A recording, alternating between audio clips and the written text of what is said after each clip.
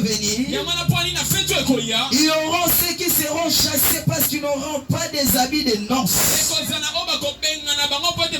Ils seront chassés de ces noces parce que l'accès, il y a des conditions. On doit avoir nos vêtements propres.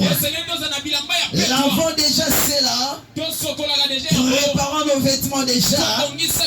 Parce que la noce est déjà prête. En l'instant, Christ a laissé son église afin que ce serviteur puisse préparer sa femme. C'est ce que l'apôtre Paul est en train de dire. Il dit, je vous ai préparé comme des vierges pures pour attendre la rencontre de votre époux qui est Jésus. On doit se préparer pour accéder à ces noces. Parce que nous tous, nous formons un seul corps. C'est le corps de l'épouse du Seigneur. Lorsque nous nous réunissons, c'est le membre de ce corps qui se réunit. C'est le corps de l'épouse du Seigneur.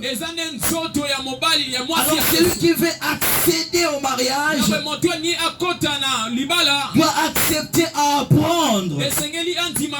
Doit être une femme modèle. La femme qu'on épouse, c'est pas la beauté. L'aspect physique n'est pas l'accès au mariage. C'est comme des églises bien construites, ornées. Mais c'est pas ça qui compte. Ce qui compte, c'est l'éducation interne.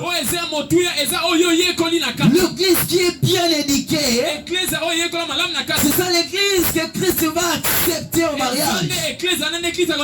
Vous devez vous préparer non pas comme 5 vierges sottes, mais on doit être comme des vierges sages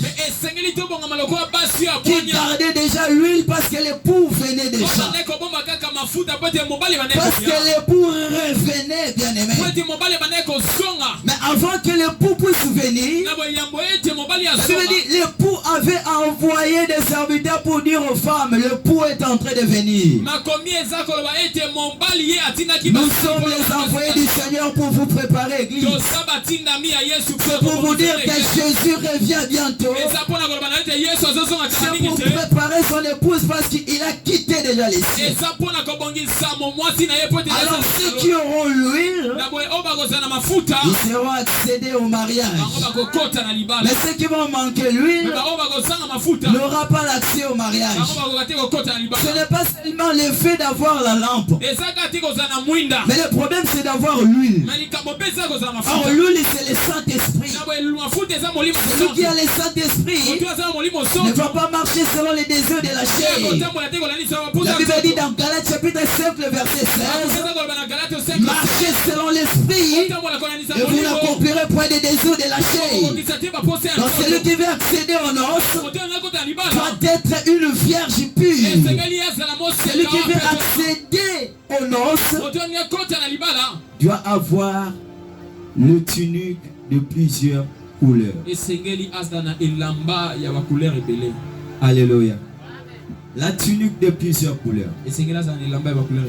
On est en train de voir Joseph, son père, lui a construit une tunique de plusieurs couleurs. C'était une robe de plusieurs couleurs qui démontrait l'amour de son père en lui. Que signifiait cette tunique de plusieurs couleurs? La Bible nous démontre que les filles vierges de David apportaient de robes, de tuniques de plusieurs couleurs.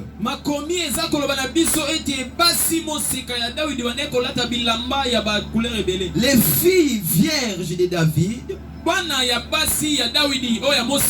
ils apportaient des tuniques de plusieurs couleurs. Et celui qui est déviergé n'aura pas le droit d'apporter cette tunique de plusieurs couleurs. Or la tunique de plusieurs couleurs représente la virginité. C'est ça, la femme qui doit être accédée au nonce qui vient doit avoir cette tunique de plusieurs couleurs.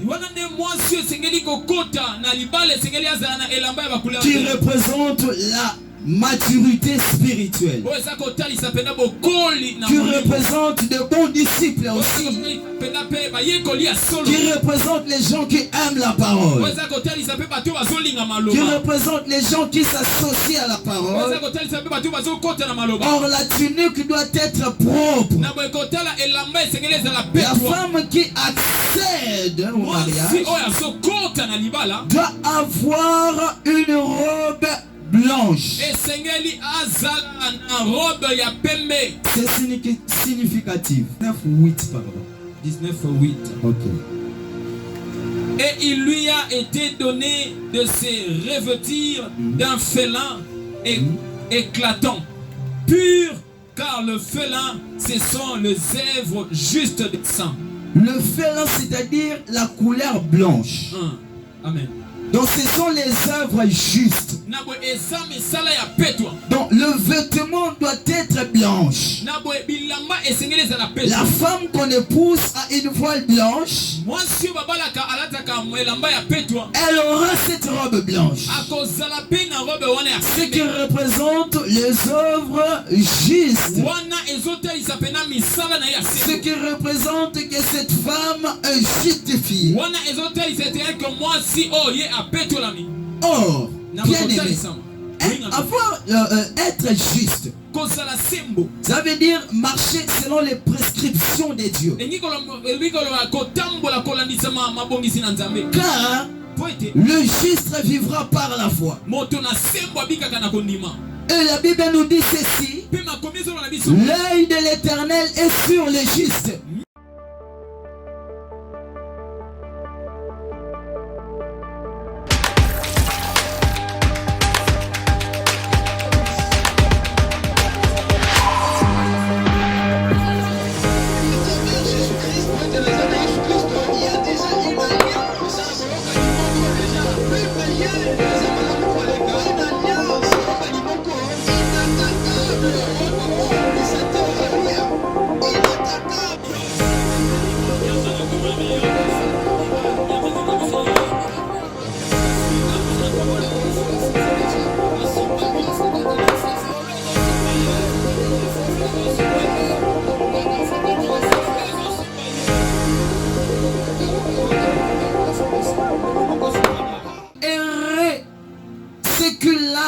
Leurs vêtements.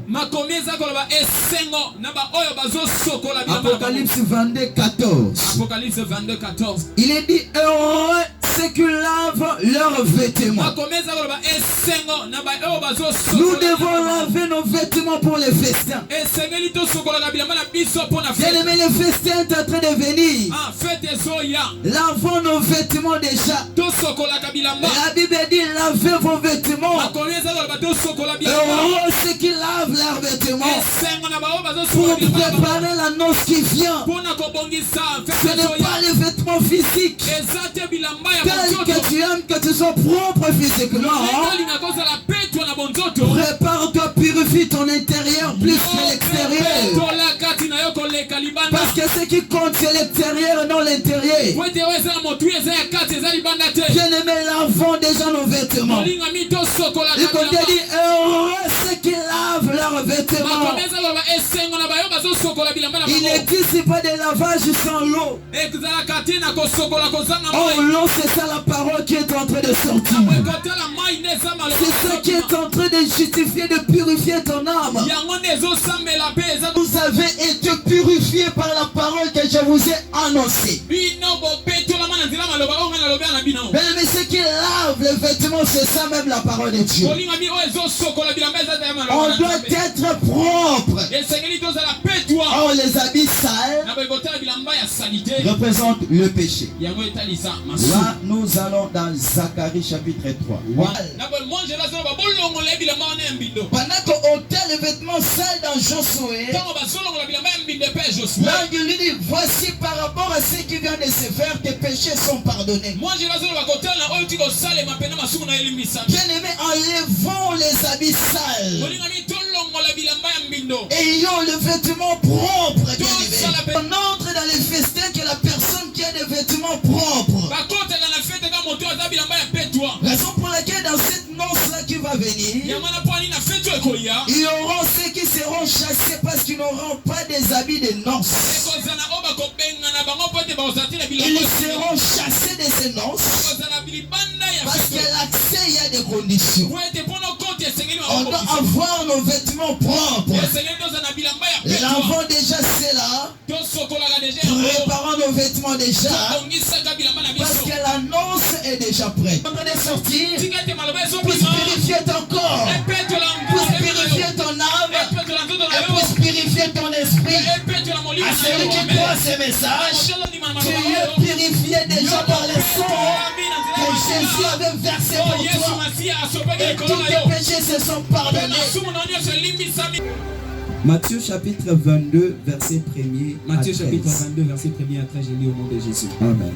Jésus prenant la parole, leur parla de nouveau en parabole et lui dit: le royaume des cieux est semblable à un roi qui fit de noces pour son fils.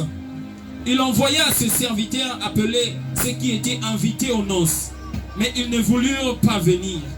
Il envoya encore d'autres serviteurs en disant: dites au... Le roi fut irrité. Il envoya ses troupes, fit périr ce meurtrier et brûla leur ville. Alors il dit à ses serviteurs: les noces sont prêtes, mais le convié n'en était pas digne. Allez donc dans les carrefours et appelez aux noces tout ce que vous trouverez. Ces serviteurs allèrent dans le chemin, rassemblèrent tous ceux qui trouvèrent, méchants et bons, et la salle de noces fut pleine de conviés. Le roi entra pour voir ce qui était à table, et il aperçut là un homme qui n'avait pas revêtu un habit de noces. Il lui dit: mon ami, comment es-tu entré ici sans avoir un habit de noces? Cet homme eut la bouche fermée. Alors le roi dit aux serviteurs: liez-lui le pied et le main et jetez-les dans le ténèbre du dehors, où il y aura des pleurs et de grincements des dents, car il y a beaucoup d'appelés mais peu de lits. Il y a la nourriture en abondance, mais il n'y a pas les invités. La Bible dit les serviteurs sont partis donner les invitations. Ce qui était grave, c'était quoi? Les invités ont tabassé les serviteurs du roi. La Bible dit ils ont même tué les serviteurs du roi. Ils ont refusé d'aller à la fête. Alors cela représente Israël. Dieu les avait invités à la noce. Au temps ancien, Dieu envoyait le prophète. Le prophète partait, mais Israël ne recevait pas le prophète. Jusqu'à ce qu'il envoyait son propre fils pour donner l'invitation en Israël. Mais les Israélites l'ont même tué. Ils ont refusé de participer aux noces. Alors Dieu a retourné maintenant. La Bible dit, le roi a dit à ses serviteurs, comme eux ils ont refusé, allez dans la place publique, appelez tous les gens qu'ils viennent participer aux noces. C'est ça l'église l'église qui devient l'épouse du Seigneur, Israël est rejeté, mais c'est nous qui aurons l'accès aux noces qui va venir. Lors de l'enlèvement de l'église, il y a une fête de mariage qui se prépare. Alors cette fête-là est préparée, les invités seront là. Pendant que le roi lui-même est entré, il a remarqué une personne qui était là dans la fête.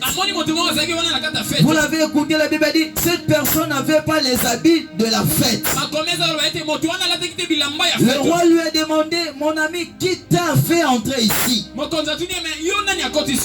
Il manquait la réponse pour parler. Le roi dira à ses serviteurs, prenez cet homme et jetez-le aux ténèbres. Comment on peut le jeter aux ténèbres? Et le roi dira, les ténèbres là où il y aura les pleurs et les grincements des dents. L'enfer est préparé pour tous ceux qui n'auront pas les vêtements de noces. Heureux celui qui lave déjà ses vêtements. C'est-à-dire heureux celui qui travaille pour l'œuvre du Seigneur. Or, lorsqu'il y a l'invitation, il y a l'identité de celui qui organise la fête. Or, l'invitation que l'Éternel nous a donné de vous donner, c'est ça ce qu'on appelle la Bible. C'est ça l'invitation que Dieu a envoyée sur la terre. Et il y a l'identité. Dans l'invitation, il y a l'adresse du lieu de noces. Or, la Bible nous montre déjà les lieux.